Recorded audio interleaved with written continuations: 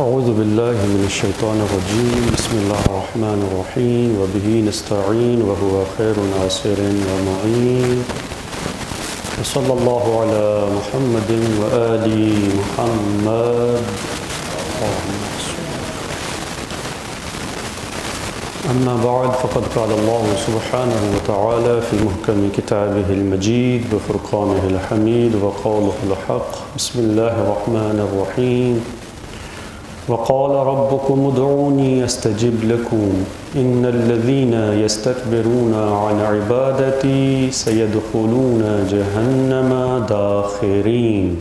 ایک دل پڑھیے محمد وآل محمد پر. دعائے خدا متعال اس ماہ مبارک میں ہم سب کی عبادات کو قبول فرمائے اور اس مہینے کی فیوزات برکات سے ہم سب کو بہرمند فرمائے. رشتہ داروں کے حقوق صحیفہ سجادیہ کی روشنی میں اس عنوان کے لیے ہم نے آج جس آیہ مجیدہ کا انتخاب کیا ہے سورہ غافر کی 60 نمبر آیت ہے. پہلے ہم اس کی تلاوت سنتے ہیں اور پھر انشاءاللہ اپنی گفتگو کو آگے بڑھاتے ہیں. وَقَالَ رَبُّكُمُ ادْعُونِي أَسْتَجِبْ لَكُمْ إِنَّ الَّذِينَ يَسْتَكْبِرُونَ عَنْ عِبَادَتِي سَيَدْخُلُونَ جَهَنَّمَ دَاخِرِينَ. اس آیہ مجیدہ میں خداوند متعال دعا کی اہمیت اور عظمت کو بیان کر رہے ہیں. ظاہر ہے کہ جب ہم صحیفہ سجادیہ کی بات کریں گے تو صحیفہ سجادیہ دعاؤں کا مجموعہ ہے. پہلے دعا کی عظمت کے حوالے سے اس آیہ مجیدہ کے الفاظ پر کچھ غور کر لیتے ہیں. اور کہا تم سب کے پروردگار نے کہ مجھ سے دعا کرو میں قبول کروں گا تمہارے لیے. جو بھی دعا کریں خداوند متعال نے قبولیت دعا کا وعدہ دیا ہے. آگے ارشاد فرما رہے ہیں بے شک وہ لوگ جو بڑھائی کرتے ہیں تکبر کرتے ہیں میری عبادت سے وہ عنقریب جہنم میں داخل ہوں گے رسوا اور خوار ہو کر. دقت کی بات یہ ہے کہ شروع میں خداوند متعال دعا کا حکم دے رہا ہے ادعونی دعا کرو دعا. لیکن آگے فرما رہا ہے ان الذین یستکبرون عن عبادتی جو لوگ تکبر کرتے ہیں میری عبادت سے. جب بات دعا کی چل رہی ہے تو تناسب جملے میں یہی بنتا ہے کہ خداوند متعال بعد میں فرمائے کہ جو لوگ دعا نہیں کرتے اور تکبر کرتے. لیکن شروع میں دعا مانگنے کا حکم دیا گیا اور آگے فرمایا جا رہا ہے کہ بے شک جو تکبر کرتے ہیں عبادت سے. صدر آیا یعنی آیت کے ابتدائی حصے اور اگلے جملے میں تناسب کو مد نظر رکھتے ہوئے یہ نتیجہ سامنے آتا ہے کہ دعا خود عبادت ہے. کیونکہ پہلے کہا کہ دعا مانگو پھر فرمایا کہ جو تکبر کرتے ہیں میری عبادت سے. مطلب یہ کہ دعا عبادت ہے. نہ فقط عبادت ہے بلکہ ہماری روایات میں یہ وارد ہوا ہے کہ دعا مغز عبادت ہے روح عبادت ہے روح بندگی ہے. بندگی میں عبد ہوتا ہے عبادت یعنی بندگی. عبادت ہوتی ہے عبد ہوتا ہے معبود ہوتا ہے. ہم سب عبد ہیں وہ تنہا معبود ہے. ہمارا اس سے رشتہ عبادت کا ہے. خدا تمام رشتوں سے پاک و پاکیزہ ہے. مخلوقات کا انسانوں کا خدا سے رابطہ عبادت اور بندگی کا ہے. جہاں پر انسان یہ سمجھے کہ میں سراپا احتیاج ہوں محتاج ہوں وہ بے نیاز ہے. ایسا احساس دعا میں ملتا ہے. جب ہم دست بے دعا ہوتے ہیں خدا کی بارگاہ میں ہاتھ اٹھا کر اپنی ضرورت طلب کر رہے ہوتے ہیں تو در حقیقت ہم بندگی اور عبادت کر رہے ہوتے ہیں، یہ روح بندگی ہم میں پیدا ہوتی ہے کہ ہم محتاج ہیں، تو بے نیاز ہے، یہی تو عبادت ہے۔ اس لیے فرمایا گیا کہ دعا روح عبادت ہے، مغز عبادت ہے، افضل عبادت ہے۔ اور دلچسپ بات یہ بھی ہے کہ دعا ایک ایسی عبادت ہے جو کبھی بھی رد نہیں ہوتی، دعا ہمیشہ قبول ہوتی ہے، چاہے وہ چیز ملے، چاہے اس کے بدلے خدا آخرت میں ثواب عطا کرے، آخرت کا ذخیرہ بنا دے، چاہے اس کی وجہ سے کسی مصیبت کو ٹال دے، لیکن دعا ہر صورت میں قبول ہوتی ہے۔ اسی دعا کے لیے جو تعبیرات ملتی ہیں، دعا مطلوب بھی ہے، دعا وسیلہ بھی ہے۔ دعا کے ذریعے سے ہم دوسری چیزیں حاصل کر سکتے ہیں، یہ ہوا دعا وسیلہ ہے، لیکن دعا خود عبادت ہے۔ اور چیز ملے نہ ملے، کوئی اور چیز حاصل ہو نہ ہو، لیکن جب میں دعا کے لیے ہاتھ اٹھاتا ہوں اور دعا کرتا ہوں تو ثواب مجھے فوری مل جاتا ہے۔ اس کا مطلب یہ ہے کہ دعا خود مطلوب ہے، طالب بھی ہے، مطلوب بھی ہے، وسیلہ بھی ہے، ہدف بھی ہے۔ بڑی دلچسپ تعبیرات ہیں دعا کے حوالے سے۔ رشتہ داروں کے حقوق میں آج جو ہم نے دعا پڑھنی ہے، کل 2 دن ہم نے والدین کے لیے امام زین العابدین علیہ السلام کی جو دعا تھی اس کی تلاوت کا ہم نے شرف حاصل کیا اور کچھ نکات آپ کی خدمت میں پیش کیے۔ آج امام زین العابدین علیہ السلام کی جو دعا ہے اولاد کے لیے، صحیفہ سجادیہ کی 25ویں دعا، کہ وہ دعا ہے جو امام زین العابدین علیہ السلام اپنی اولاد کے لیے مانگا کرتے تھے۔ پہلے اس دعا کے چند جملات سماعت کرتے ہیں اور انشاءاللہ پھر اس پر گفتگو کرتے ہیں۔ درود بھیجیے محمد و آل محمد پر۔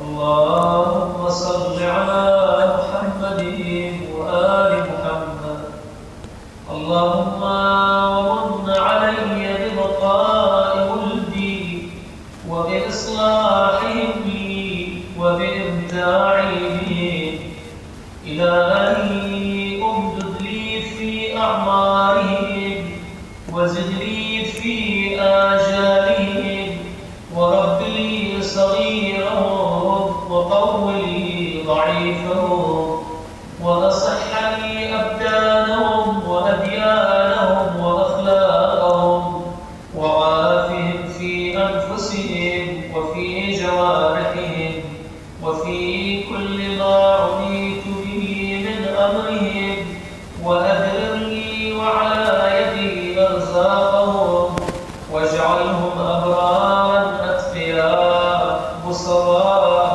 سامعين مطيعين ولأوليائهم محبين مناصحين ولجميع أعدائك معاندين ومبغضين اللهم اشدد بهم عضدي وأقم بهم أودي وكثر بهم عددي وزين بهم محضري وأحيي بهم ذكري واكفني بهم في غيبتي وأعني بهم على حاجتي واجعلهم لي محبين وعلي حبيبين مقبلين مستقيمين لي مطيعين غير عاصين ولا عاقين ولا مخالفين ولا خاطئين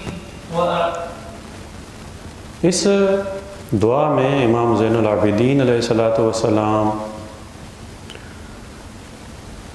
ان الفاظ سے دعا کا آغاز فرما رہے ہیں: اللہم ومن علی ببقاء ولدی وبإصلاحہم لی وبإمتاعی بہم۔ سب سے پہلے دیکھیں، اولاد ایک مرحلے میں ہر انسان کی فطری خواہش ہوتی ہے۔ اس دنیا کی زندگی خدا متعال نے اس طرح بنائی ہے کہ انسان پیدا ہوتا ہے عاجز، لاچار، ناتوان، کمزور، کچھ نہیں کر سکتا۔ آہستہ آہستہ یہ رشد کرتا ہے، بڑھتا ہے،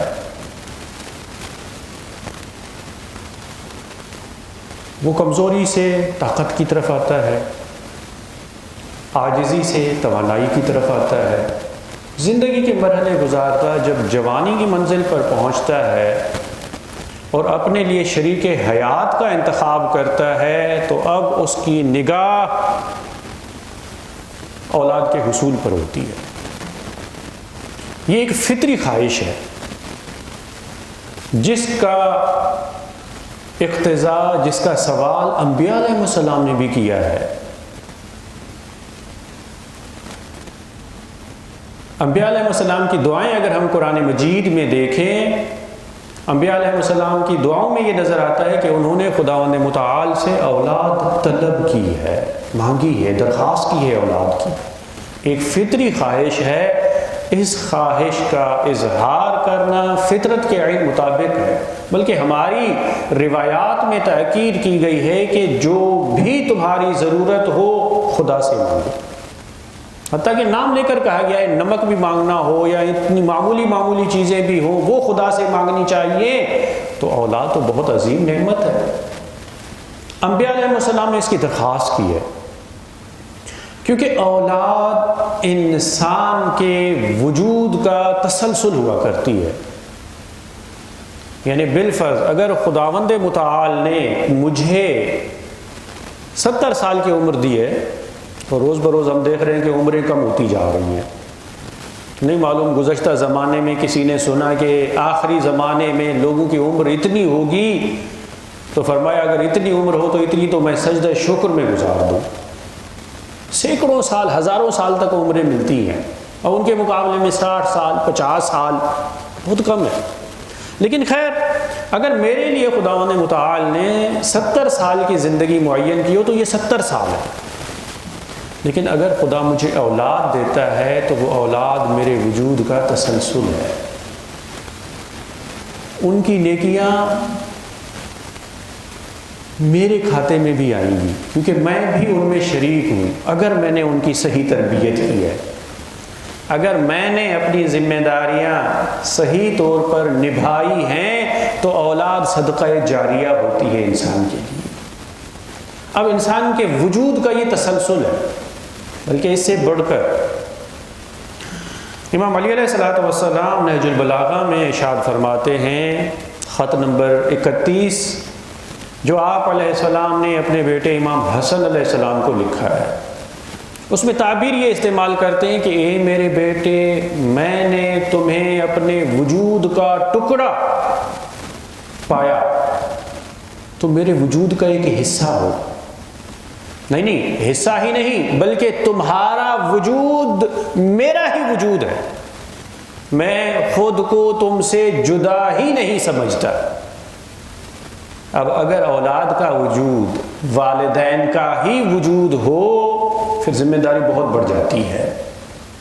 یہ انسان کا اپنا وجود ہے، یعنی جس طرح میں نے ابھی مثال دی کہ اگر میری زندگی 70 سال کی ہو تو میں 70 سال کی پلاننگ کرتا ہوں، منصوبہ بندی کرتا ہوں، اس کو کیسے استعمال کرنا ہے، کن نیکیوں میں استعمال کرنا ہے، کس طرح استعمال کرنا ہے۔ تو اب اگر میری زندگی اور بڑھ جاتی ہے، خدا مجھے اولاد دیتا ہے تو مجھے ان کا بھی فکر مند رہنا چاہیے، یہ میرا وجود ہے۔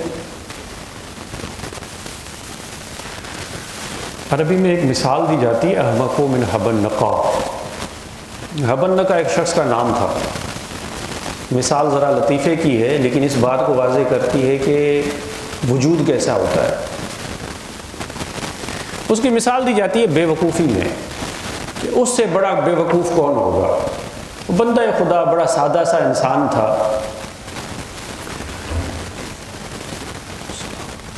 ان کے لیے یہ مثال دی جاتی ہے۔ ایک بار یہ ہوا کہ اس نے ایک ہار خریدا اور گلے میں پہن لیا، اب یہ اس کی نشانی بن گئی، کیونکہ اس کی فکری سطح کوئی زیادہ بلند نہیں تھی، وہ یہی سمجھتا تھا ہار ہے یعنی میں ہوں۔ ایک دن سو گیا تو بعض دوست جیسے آ کے مذاق وغیرہ کرتے ہیں، کسی نے اس کا ہار اٹھا لے کے خود پہن لیا۔ اب اس کی جب آنکھ کھلی اور اس نے دیکھا کہ ہار تو اس نے پہنا ہوا ہے، اب یہ اپنی فکر کے حوالے سے یہی سمجھ رہا ہے کہ ہار یعنی میں، تو کہنے لگا کہ تم میں ہو، کیونکہ ہار تم نے پہن لیا ہے، تم میں ہو تو پھر میں کون ہوں؟ یہ اس کی انتہائی سادگی، لیکن اولاد حقیقتاً میں ہی ہوا کرتی ہے، یعنی یہ میری اولاد، یعنی یہ میرا ہی وجود ہے۔ خداوند متعال نے برکت عطا کی ہے کہ ہم ایک سے چند بن گئے ہیں۔ وہ جو میں ایک نماز پڑھا کرتا تھا، اگر میں اپنی اولاد کی ایسی تربیت کرتا ہوں کہ وہ بھی نمازی بن جاتے ہیں، جیسا کہ امام زین العابدین علیہ السلام کی دعا میں آئے گا، تو گویا چند نمازیں پڑھ رہے ہیں، چند نیکیاں انجام دے رہے ہیں، کہ رضامندی کے اسباب مہیا کر رہے ہیں، یہ خود ایک نعمت عظمیٰ ہے۔ دعا کا آغاز امام زین العابدین علیہ السلام ان الفاظ سے کر رہے ہیں، اے میرے معبود، میری اولاد کی بقا اور ان کی اصلاح اور ان سے بہرہ مندی کے سامان مہیا کر کے مجھے ممنون احسان فرما۔ کتنے عظیم جملے ہیں۔ اللہم، اے میرے اللہ۔ اب جانتے ہیں کہ خداوند متعال ایک لامتناہی ذات ہے، لیکن اس نے اپنے لیے جو نام منتخب کیا ہے وہ اس میں جامع یعنی اللہ ہے۔ اللہ اس ذات کا نام ہے، اصلی نام۔ بقیہ نام بھی ہیں، آپ روایات سنتے ہیں 99 نام، جس کے بارے میں روایت بھی کہی جاتی ہے کہ جو خدا کو 99 ناموں کے ساتھ پکارتا ہے، خدا اس کی دعا قبول کر لیتا ہے۔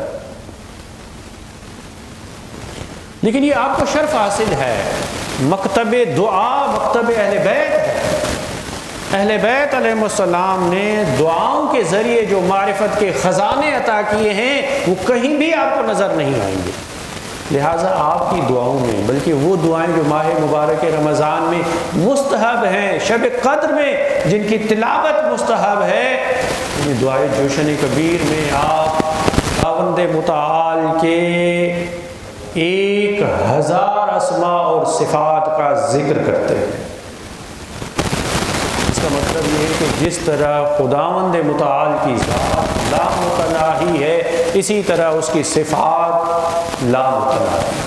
ایسا نہیں ہے کہ 1000 تک محدود ہو جائیں، نہیں، جتنی خدا کی صفات ہیں ہر صفت سے اسے پکارا جا سکتا ہے، لیکن جامع ترین نام اللہ۔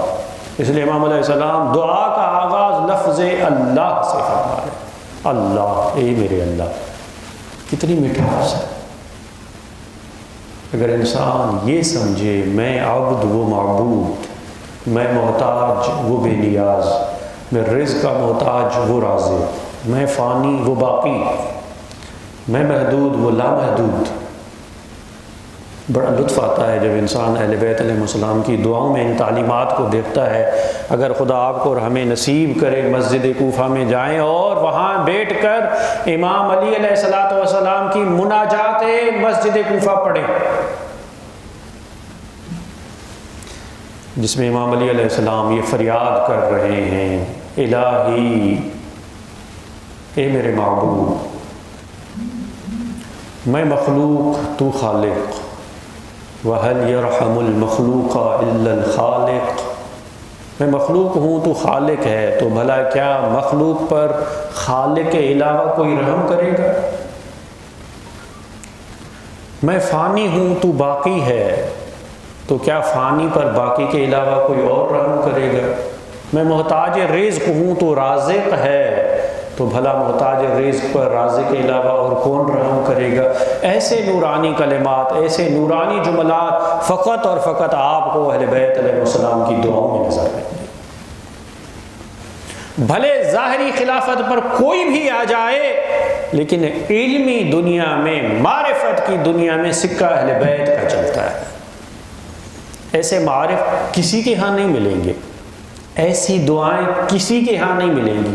یہ دعائیں بتاتی ہیں کہ اہل بیت علیہ السلام خدا کے حقیقی نمائندے ہیں، اگر خدا کا کسی نے تعارف کروایا ہے علمی یا عملی طور پر تو وہ اہل بیت علیہ السلام ہے۔ اللہم، اے میرے اللہ، ومن علیہ، مجھ پر احسان فرما۔ احسان، خدا جو بھی مجھ پر کرتا ہے احسان ہے، جس مخلوق پر جو بھی عطا کرتا ہے احسان ہوا کرتی ہے۔ ہم میں سے کوئی بھی خدا سے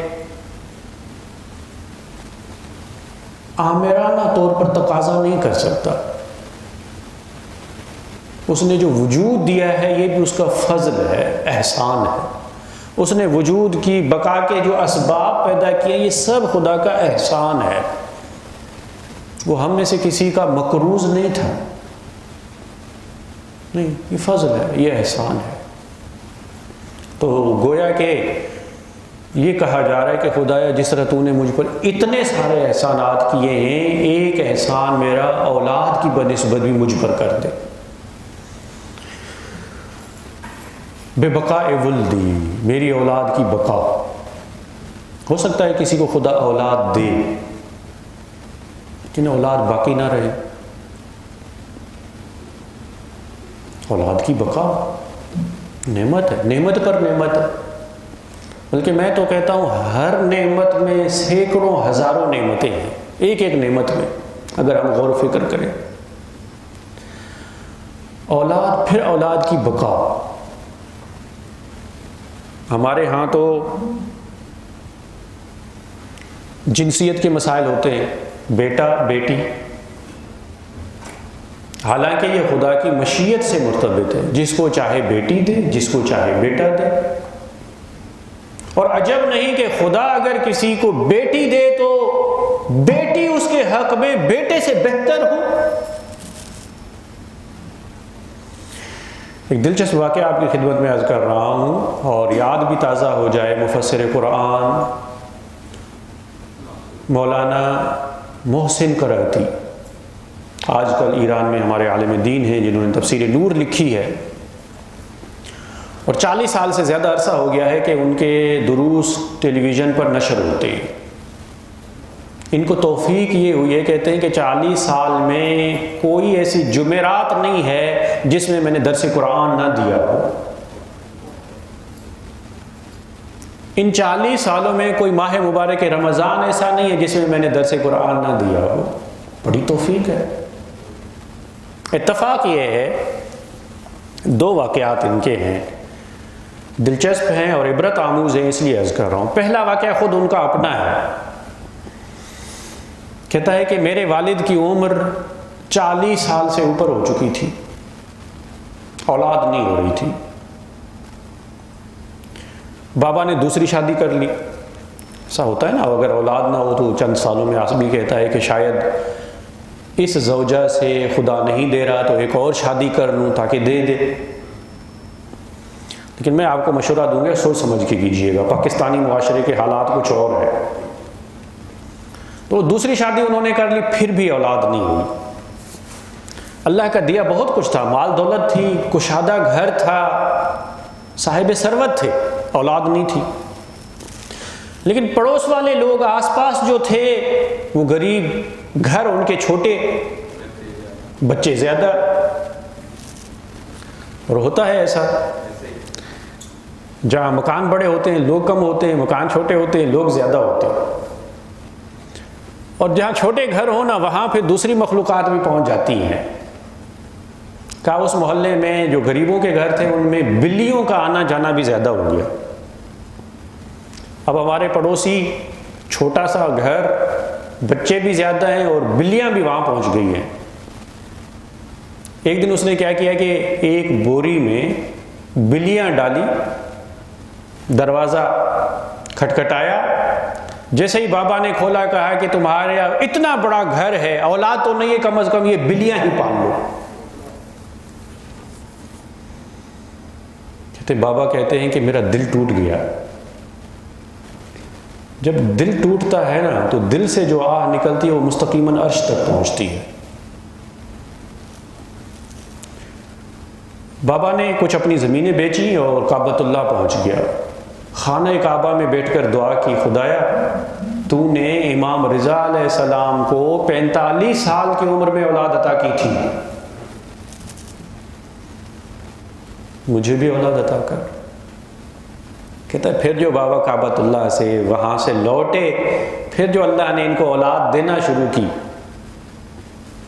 دونوں بیویوں سے خداوند متعال نے اولاد دی۔ اور یہ میری طرف سے ہے 11 یا 12 کا عدد۔ خداوند متعال نے ایک بیوی سے 10 یا 11 اولادیں اور ایک بیوی سے ایک اولاد عطا کی، اور پھر کہا کرتے تھے مجھے لگتا ہے، محسن کرتی کہتے ہیں کہ مجھے لگتا ہے کہ اس دن وہ بندہ خدا جو بلیاں بوری میں بند کر کے لایا تھا ان کی تعداد بھی اتنی ہی تھی، جن سے متاثر ہو کے اس کا دل ٹوٹا اور اس نے ٹوٹے دل کے ساتھ عاجزی اور انکساری کے ساتھ دعا کی، خدا نے اس کی دعا قبول کر لی۔ یہ اولاد۔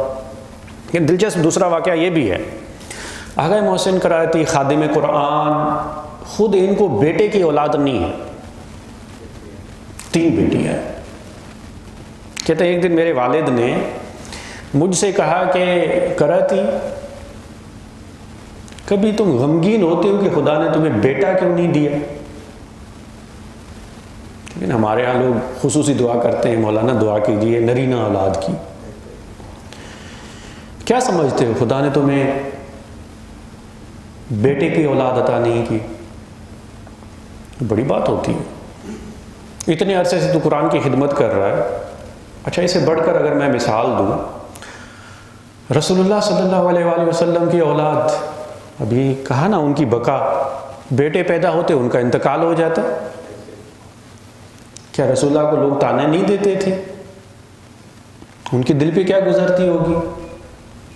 حضرت ابراہیم علیہ السلام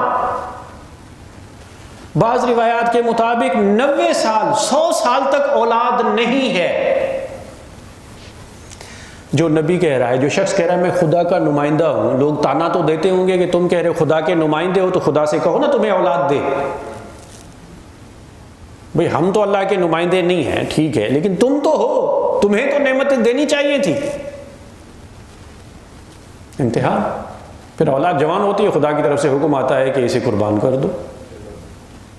امتحان، اولاد امتحان۔ لیکن اولاد کی بقا کراتی، کیا تم نے کبھی یہ محسوس کیا ہے؟ کہا نہیں بابا، میں سمجھتا ہوں، ان کے جو جملے ہیں، میں سمجھتا ہوں کہ یہ خدا کی ایک نعمت ہے کہ مجھے نرینہ اولاد سے محروم رکھا ہے، بیٹیاں دی ہیں، بیٹیوں کی تربیت ماں کے ذمہ ہوا کرتی ہے، ماں ان کو سنبھال رہی ہے، مجھے اللہ نے فرصت عطا کی ہے کہ میں قرآن کی خدمت کر سکوں۔ کبھی اس طرح دیکھیں، ہر چیز میں خدا کی مصلحت ہے، آزمائش ہے، اولاد دینا بھی آزمائش ہے، نہ دینا بھی آزمائش ہے، لیکن نہ دینا شاید آسان آزمائش ہے۔ جہاں خدا نہیں دیتا آزمائش وہاں بھی ہے، لیکن یہ آسان ہے، اس لیے آسان ہے کہ انسان خدا کو بھلاتا تو نہیں ہے، ہر وقت پکارتا ہے، لیکن نعمت ملنے کے بعد بسا اوقات انسان غافل ہو جاتے ہیں۔ یہ سخت امتحان ہے۔ خدایا میری اولاد کی بقا، ان کی اصلاح، ان سے بہرہ مندی کے سامان مہیا کر کے مجھے ممنون احسان فرمایا، یعنی خدا یہ سب احسان فرما، اولاد بھی دے، بقا کے اسباب بھی دے، ان کی اصلاح بھی کر، بگڑی ہوئی اولاد خدا نہ کرے، ایسی اولاد کے پھر والدین تنگ آ کر، خدا نہ کرے اولاد اتنا والدین کو تنگ کرے کہ والدین یہ کہنے لگے کہ تمہارا نہ ہونے سے بہتر تھا۔ اور یہ ہم نے دیکھا ہے، آپ نے دیکھا ہوگا، کبھی کبھی اولاد اتنی نافرمان ہو جاتی ہے۔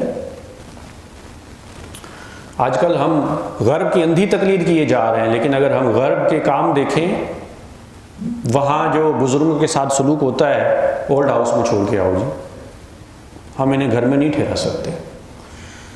جس میں انسان نے پوری زندگی صرف کی ہے، سرمایہ گزاری کی ہے، خرچ کیا ہے، اسے جوان بنایا، وہ جوانی میں ساتھ چھوڑ دیتی ہے۔ نہیں، اولاد پھر اصلاح کے ساتھ، نیک اولاد. خدایا احسان یہ کر کہ اولاد بھی دے، بقا کے اسباب بھی دے، میں ان سے فیضیاب ہو سکوں، ایسے اسباب بھی مہیا کر. یہ احسان اس طرح مکمل ہوگا. آگے دعا میں فرما رہے ہیں وَعَافِنِي فِي أَنفُسِهِمْ وَفِي جَوَارِحِهِمْ وَفِي كُلِّ مَا عُنِيتُ بِهِ مِنْ أَمْرِهِمْ وَأَدْرِرْ لِي وَعَلَى يَدِي أَرْزَاقَهُمْ. اور ان کے جسم و جان اور ان کے دوسرے معاملات میں جن میں مجھے اہتمام کرنا پڑے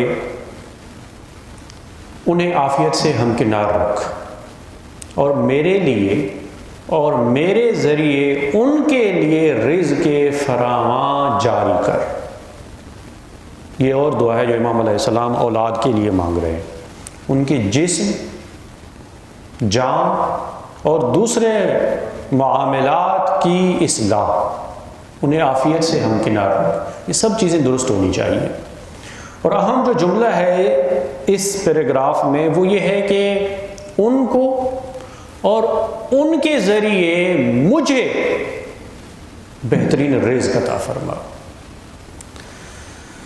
یاد رکھیے کبھی بھی اولاد انسان کے رزق پر قابض نہیں آتی. ہر آنے والا اپنا رزق خود لے کر آتا ہے.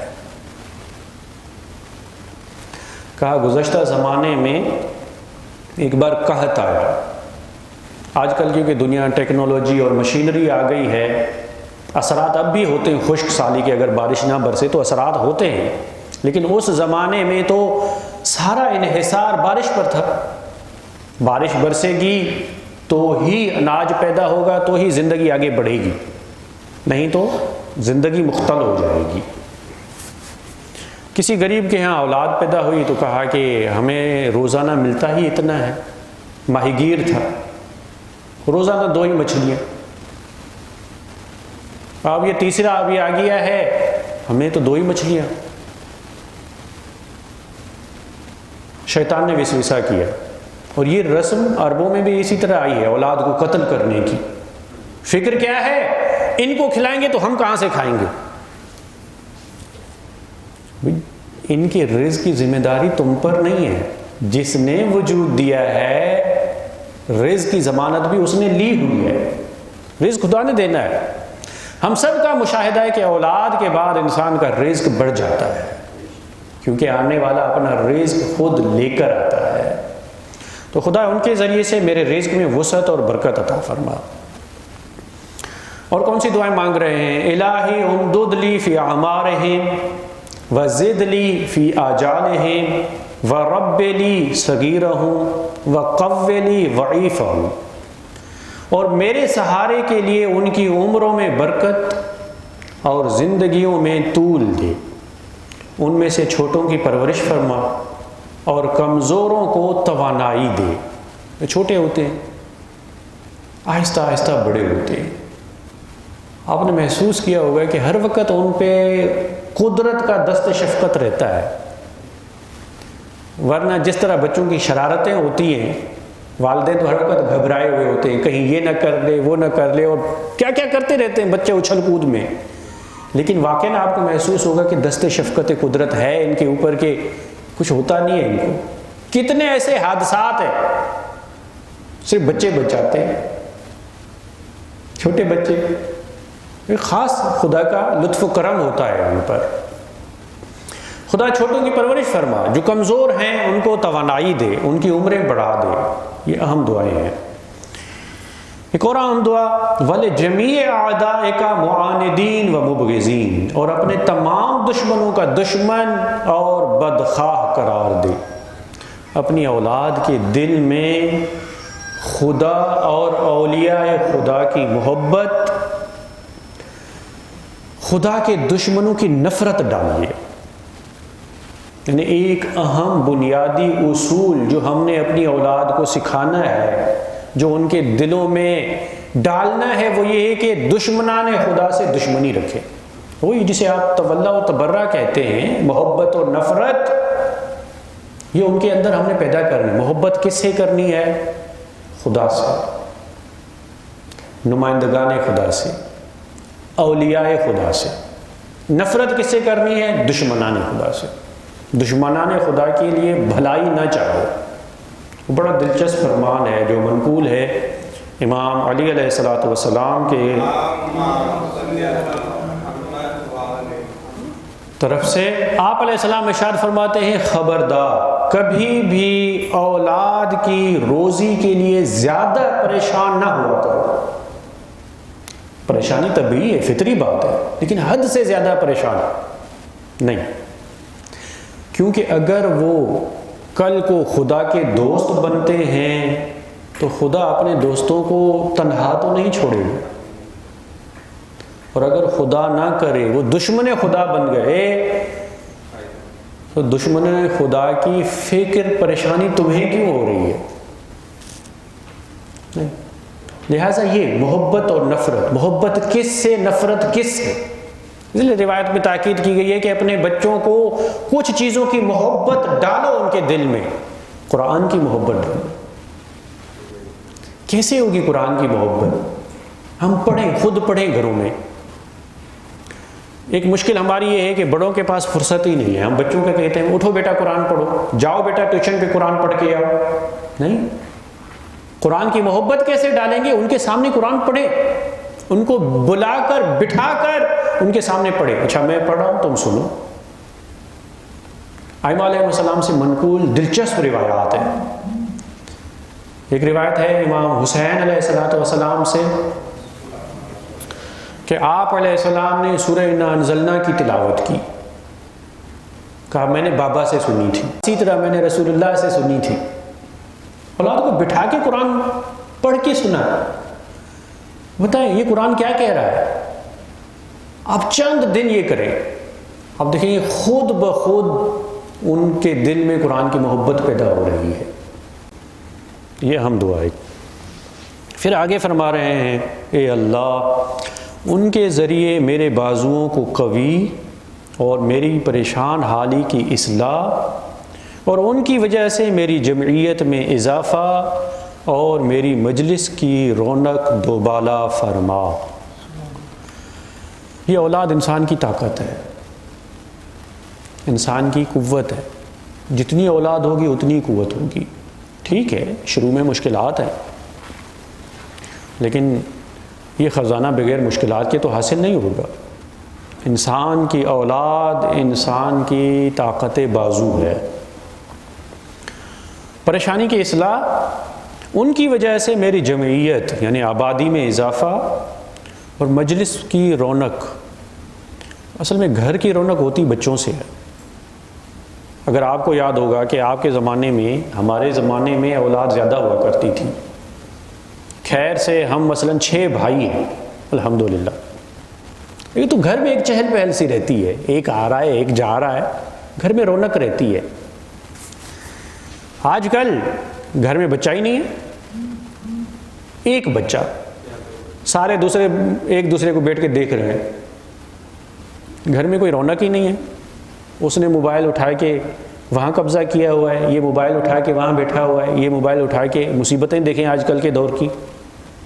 3 فرد ہیں ایک چھت کے نیچے۔ کہا کہ لطیفہ ہے لیکن یہ لطیفہ بھی حقیقت بن چکا ہے۔ ایک دوست کسی کو بتا رہا تھا آج نہ اتنے عرصے بعد ہمارے علاقے میں انٹرنیٹ بند ہو گئی۔ اب پھر کیا ہوا؟ بس کیا ہوا کہ آج گھر والوں سے بولنے کا موقع ملا، بیچارے بڑے اچھے لوگ ہیں، فرصت ہی نہیں ہوتی، ایک چھت کے نیچے بیٹھے ہوئے ہیں، ایک دوسرے سے باتیں نہیں ہوتی، باتیں باہر والوں سے ہو رہی ہیں۔ یہ رونق ایسے تو نہیں ہوتی۔ رونق تب ہوتی جب ہم ایک دوسرے سے جڑے ہوئے ہوں۔ یہ روایات میں کیوں تاکید کی گئی ہے کہ تم میں سے بہترین اخلاق کا مالک وہ ہے جو اپنے گھر والوں کے لیے اچھے اخلاق کا مالک ہو۔ پتہ ہی تب چلتا ہے جن کے ساتھ آپ زیادہ ٹائم گزاریں ان کے ساتھ آپ کا رویہ کیسا ہے۔ اولاد کیسی ہونی چاہیے؟ فرما رہے ہیں وَجَعَلْهُمْ أَبْرَارًا أَتْقِيَاءَ بُصَرَاءَ سَامِعِينَ مُطِيعِينَ لَكَ وَلِأَوْلِيَائِكَ مُحِبِّينَ مُنَاصِحِينَ، اور انہیں نیکوکار، پرہیزگار روشن دل، حق نیوش، شاید آپ کے لیے نیا لفظ ہو، ہمیں جو ہے نا وہ اردو کو بھی ترجمہ کرنا پڑتا ہے، ہمارا حال یہ ہو گیا ہے، اردو کو پھر ترجمے کی ضرورت پڑتی ہے، نہیں معلوم ہماری آنے والی نسلوں کا کیا ہوگا۔ میں آپ کو بتا رہا ہوں کہ قم میں جب ہم تھے، اور انڈیا سے میرے ایک دوست ہوتے تھے، وہ کہہ رہے تھے کہ مولانا ہمارے ہاں اب اردو متروک ہوتی جا رہی ہے، اب اردو کتب لکھی نہیں جا رہی، کیونکہ حکومت نے اردو بند کر دی ہے، ہندی شروع کر دی ہے۔ اردو اور ہندی کافی قریب ہیں ایک دوسرے کے، کچھ الفاظ میں ہی فرق ہے، کچھ لہجے میں فرق ہے، لیکن لکھنے میں، رسم الخط میں کاملاً متفاوت ہے۔ ہندی پڑھنے والا اردو نہیں پڑھ سکے گا، بولنے میں سمجھ آ جائے گی لیکن پڑھ نہیں پائے گا۔ اس کا سب سے بڑا نقصان ہماری آنے والی نسلوں کو ہے، جیسے ترکی میں ہوا، انہوں نے اپنی زبان بدل دی، پورا ان کا تاریخی سرمایہ نسل نو کے ہاتھ سے ضائع ہو گیا، سمجھ نہیں پاتے۔ اگر ہم اپنی اولاد میں یہ تعلیمات منتقل نہیں کر پائے اور انہوں نے غیروں کی زبان کو اپنا لیا تو ہماری یہ تعلیمات تو یہی رہ جائیں گی۔ حق نیوش، نیوش یعنی سننے والا، حق کو سننے والا، میری اولاد حق کو سننے والی بنے۔ اچھا کان ہوتے ہیں تو ہر کوئی سن تو لیتا ہے، حق کو سننے والا مطلب سن کے قبول کرنے والا، حق کی اطاعت کرنے والا، یعنی یہ حق کے مطیع بنے اور اپنا فرمان بردار اور اپنے دوستوں کا دوست اور خیر خواہ بنا دے۔ ایسی اولاد جن میں یہ صفتیں ہوں، نیک ہوں، پرہیزگار ہوں، ان کے دل روشن ہوں، حق کو سنیں، تسلیم کریں، عمل کریں، فرمان بردار ہوں خدا کے۔ ہم کیسی اولاد مانگتے ہیں خدا سے؟ نہیں معلوم، کبھی آپ نے ماؤں کی دعائیں سنی ہیں؟ مائیں کیسی اولاد مانگتی ہیں؟ چٹا گورا، ایسا ویسا، اس طرح کی دعائیں کی جاتی ہیں۔ دلچسپ روایت جو منقول ہے امام علی علیہ السلام سے، آپ علیہ السلام سے منقول ہے کہ میں نے کبھی بھی خدا سے خوبصورت بہترین قد و قامت کی اولاد نہیں مانگی،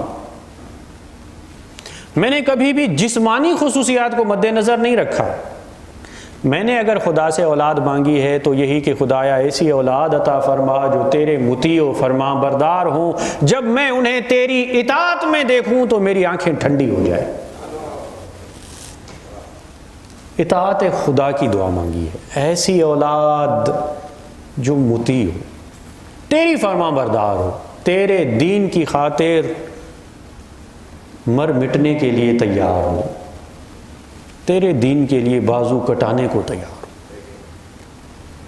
اپنا فرمان بردار، ایسی اولاد۔ اور کون سی صفات ہوں اولاد میں؟ مہربان، ہمیں تن متوجہ، غافل نہ ہوں۔ غفلت بڑی ہی گندی بیماری ہے۔ ہمیں تن متوجہ، آپ نے اندازہ لگایا ہوگا، آپ کبھی مسجد میں جاتے ہیں نا، مسجد میں جا کے نا انسان کا ایک ذہن بنتا ہے، پرسکون ذہن، بہت ساری چیزیں نا سمجھ میں آ رہی ہوتی ہیں، دل میں اطمینان ہوتا ہے، ہاں یہ بات صحیح ہے۔ مجلس میں بیٹھے ہیں آپ، بہت ساری چیزیں سمجھ آ رہی ہوتی ہیں، اطمینان ہوتا ہے، لیکن جب باہر نکلتے ہیں، زندگی میں مشغول ہو جاتے ہیں، وہ ساری باتیں ذہن سے نکل جاتی ہیں، غافل ہو جاتے ہیں۔ اچھا ایسے نہ سمجھے کہ یہ فقط آپ کا مسئلہ ہے، یہ روایات میں اصحاب ائمہ آتے تھے امام کے پاس اور کہتے تھے مولا ہم جب آپ کی خدمت میں آتے ہیں، آپ کی محفل میں آتے ہیں نا، ہمارے دل کی کیفیت کچھ اور ہوتی ہے، جو بات آپ کرتے ہیں نا سیدھی دل پہ بیٹھ جاتی ہے، لیکن جب ہم چلے جاتے ہیں چند دنوں کے بعد یاد نہیں رہتا یا ان پہ اطمینان نہیں ہوتا۔ کیوں؟ آپ نے فرمایا یہ جو تمہارا دشمن جس نے قسم کھا رکھا ہے وہ تمہیں ایسے چھوڑے گا تھوڑی، اس نے اپنا کام کرنا ہے، لیکن غفلت نہیں ہونی چاہیے، انسان ہمیں تن متوجہ رہے، غافل نہ ہو، ثابت قدم اور فرمان بردار قرار دے، وہ نافرمان، سرکش، مخالف، خطا کار نہ ہو۔ ان کی بدولت میرا نام زندہ رکھ، وَأَحْيِ بِهِمْ ذِكْرِي۔ ایک بہت بڑی دعا۔ انسان کا اصل سرمایہ اولاد ہوا کرتی ہے، اس طرف مال، اس طرف اولاد، بہترین سرمایہ کون سا ہے؟ اس طرف سرمایہ، اس طرف اچھی یاد، ذکر خیر، بہترین سرمایہ کون سا ہے؟ روایات میں وارد ہوا ہے کہ بہترین سرمایہ ذکر خیر ہے۔ لوگوں کی زبان پر آپ کا نام اچھے لفظوں سے لیا جائے، یہ بہتر ہے اس سے کہ کوئی زیادہ مال چھوڑ کے جائے۔ ہو سکتا ہے کوئی مرتے وقت زیادہ مال نہ چھوڑ کے جائے، لیکن اس نے زندگی میں دوسروں کی اتنی خدمت کی ہو کہ لوگ اسے اچھے لفظوں سے یاد کرتے رہیں، اس کا ذکر خیر کرتے رہیں۔ اولاد کے ذریعے سے ذکر خیر، اولاد اتنی اچھی آپ تربیت کریں، ان کو دیکھ کے لوگ کہیں کہ ماشاءاللہ ان کے ابے، ان کے والد کتنے اچھے انسان تھے، ان کی وجہ سے آپ کا ذکر خیر ہو، ان کی بدولت میرا نام زندہ رکھ، اور میری عدم موجودگی میں انہیں میرا قائم مقام قرار دے۔ جتنی میں نیکیوں کے سلسلے چلا رہا ہوں وہ ان کو آگے بڑھاتے رہیں۔ الحمدللہ آپ میں سے بہت سارے ایسے لوگ ہوں گے جو اپنے آبا اور اجداد کی مجالس کو جاری رکھے ہوئے ہیں، مخصوصیاں بنی ہوئی ہے نا، وہ جی 20 تاریخ کو ہمارے جد امجد اس تاریخ کو مجلس کیا کرتے تھے، بابا بھی کرتے تھے، ہم انہی کی اسی تاریخ کو لے کے چل رہے ہیں۔ اس وجہ سے ان کا نام زندہ ہوتا رہے، ان کی یاد زندہ ہوتی رہے، وہ قائم مقام بن جائے نیکیوں میں، وہ سارے نیکیوں کے سلسلے چلتے رہیں، جاری رہیں، اور ان کے وسیلے سے میری حاجتوں میں میری مدد فرما۔ میں ان کے کام آ رہا ہوں، تو میرے کام آ، اور انہیں میرے لیے دوست، اور ان کے علاوہ بھی انہیں میرے لیے سراپا خیر و برکت قرار دے، اور انہیں ان چیزوں میں جن کا میں طلبگار ہوں میرا مددگار بنا۔ کتنی نورانی جملات ہیں اولاد کے حوالے سے۔ اس سے آگے سارا دشمن کا ذکر ہے، ہم سب کا دشمن، میرا دشمن، میری اولاد کا دشمن ابلیس، شیطان۔ جہاں ان کی نیکی کے لیے دعا مانگنی چاہیے، وہاں ان کے شر شیطان سے محفوظ رہنے کی بھی دعا کرنی چاہیے۔ امام علیہ السلام دعا مانگ رہے ہیں، وَاعِذْنِي وَذُرِّيَّتِي مِنَ الشَّيْطَانِ الرَّجِيمِ، مجھے اور میری ذریت کو شیطان مردود سے پناہ دے، شیطان گمراہ نہ کرنے پائے۔ اچھا خود امام تو معصوم ہے، لیکن ساری اولاد تو معصوم نہیں ہے۔ اولاد کے لیے فکر مند رہیں، فکر مند رہیں۔ ہم اولاد کے آج کے لیے فکر مند نہیں ہوتے، کل کی بات ہی چھوڑیں، لیکن امام علیہ السلام ان کے کل کے لیے فکر مند ہے کہ کل بھی، آئندہ بھی، مستقبل میں بھی انہیں شر شیطان سے محفوظ فرما۔ یہ قرآنی دعا ہے، قرآن میں یہ دعا وارد ہوئی ہے کہ انسان اپنے لیے، اپنی اولاد کے لیے شر شیطان سے محفوظ رکھنے کی دعا کرتا رہے۔ کافی سارے نکات ہیں شیطان کے حوالے سے، شیطان کیسے گمراہ کرتا ہے اور ہمیں کیسے اپنی حفاظت کرنی چاہیے، کیا طریقہ کار ہو سکتا ہے۔ بہرحال یہ نکات ہم آگے بیان کرتے رہیں گے۔ آخری نقطہ جو عرض کرنے جا رہا ہوں وہ یہ ہے کہ عجیب کشش ہوتی ہے اولاد کی۔ یہ جو قرآن مجید میں آیا ہے کہ اولاد فتنہ ہے، آزمائش ہے، 100% حقیقت ہے۔ عجیب محبت ہے، اس محبت کو کنٹرول کرنے کی ضرورت ہے، اس جذبے کو اعتدال میں رکھنے کی ضرورت ہے، اور قرآن نے جگہ جگہ اس کی تاکید فرمائی ہے۔ فرمایا ہے کہ یا ایھا الذین آمنوا ان من ازواجکم و اولادکم عدوا لکم، تمہاری بیویاں اور تمہاری اولاد میں سے کچھ تمہارے دشمن ہو سکتے ہیں، ہوشیار رہنا۔ دشمنی فقط لفظوں کی نہیں ہوتی، تلوار کی نہیں ہوتی، کردار کی ہوتی ہے۔ کردار کے دشمن، تم اطاعت رحمان پہ رہنا چاہتے ہو، یہ تمہیں اطاعت شیطان کی طرف لے جائیں، یہ دشمنی ہے۔ صدر اسلام میں ہوا یہ کہ جب لوگ ہجرت کرنے لگے، حکم آیا کہ ہجرت کرو، تو کچھ لوگوں کی اولاد نے کہا نہیں جی ہم نے یہیں رہنا ہے، کچھ کی بیویوں نے کہا ہم کہیں نہیں جا رہے۔ آج بھی یہی ہوتا ہے، آپ چاہتے ہیں، بیوی نہیں چاہتی، اولاد نہیں چاہتے، یہ دوست ہوئے دشمن ہوئے۔ کہیں یہ شیطان کے پنجے میں گرفتار تو نہیں ہو گئے؟ لہٰذا اس محبت کو کنٹرول میں رکھو۔ اگر کبھی دیکھو کہ یہ تمہیں دشمنی خدا کی طرف لے جا رہے ہیں، اطاعت رحمان سے نکال کر اطاعت شیطان کی طرف لے جا رہے ہیں، تو خبردار پھر ان کا ساتھ نہیں دینا، پھر اولاد بھی نہیں، والدین بھی نہیں، کوئی بھی نہیں، پھر خدا۔ بڑی نورانی دعا ہم دعا کرتے ہیں بارگاہ رب العزت میں کہ امام زین العابدین علیہ السلام کی اس نورانی دعا کے نورانی کلمات پہ عمل کرنے کی توفیق عطا فرمائے۔ بار الہ ہماری اولاد کو ہماری آنکھوں کی ٹھنڈک بنا، ان کے ذریعے سے ہمارے ذکر خیر کو باقی رکھ، انہیں ہمارا قائم مقام بنا دے، ہمیں اور انہیں شیطان کے شر سے محفوظ فرما۔ جو بے اولاد ہیں ان کو نیک اولاد عطا فرما، جو صاحبان اولاد ہیں انہیں اپنی اولاد کی نیک تربیت کرنے کی توفیق عطا فرما۔ ہمارے دلوں میں روز بروز قرآن اور اہل بیت کی محبت میں اضافہ فرما، قرآن کی نورانی آیات اور اہل بیت علیہ السلام کی پاکیزہ سیرت پر عمل کرنے کی توفیق عطا فرما، پریشان حالوں کی پریشانیوں کو دور فرما، مقروضین کے قرض غیب سے ادا فرما، مرحومین کی مغفرت فرما، مسافرین کا سفر بے خطر فرما، ہم سب کو حج و زیارات کی توفیق عطا فرما، امام زمان کے ظہور میں تعجیل فرما، ہم سب کو ان کے اعوان و انصار میں شمار فرما۔ تقبل منا بحق محمد و آل محمد۔